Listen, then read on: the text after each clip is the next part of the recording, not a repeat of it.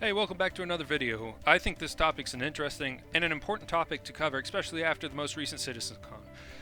I don't know about you guys, but after the most recent CitizenCon, I was left under the impression that they are starting over on a lot of things.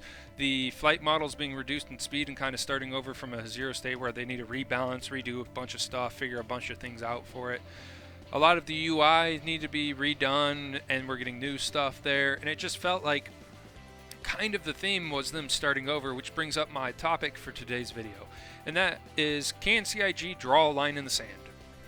And really, ultimately, the end goal of this video is, are they ever going to release a project? I mean, they're obviously not scamming us. That's not what this video is. And before I get any white knights in my comments, I did like pretty much everything that they talked about at CitizenCon. But the problem is, it just seems like they're starting over on so many things, redoing so much work, and because they found a new, cooler idea, and I agree with them, a lot of these ideas that they find are much cooler and better in a lot of cases, but at the end of the day, are we ever going to get a launch of a game if every time they find a new cool idea they incorporate it? Are they going to be like able to ever draw a line and saying like, no, we need to hit minimum viable product to release this game, and we can't be redoing the UI again, we can't be jumping to a new engine again, we can't be doing planet tech again, we can't be doing a brand new flight model system, right?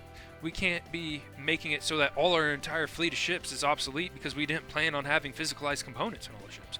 Is there ever going to be a stopping point where like, no, this is good enough, we have to work to the minimal viable product? Or are they forever going to continually take cool ideas and be like, yeah, let's incorporate that.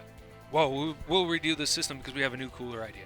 That's kind of what I want to focus on this video, and I honestly don't have a whole lot more to say, except it's just interesting because usually in the video game industry we have the opposite problem where you have corporate suits and investors being like, no, you can't have the money to do this, no, you don't have the time to do this, we want to release a product and make money, and that's what a lot of games get blamed on being bad. I think EA is a pretty good example of this when they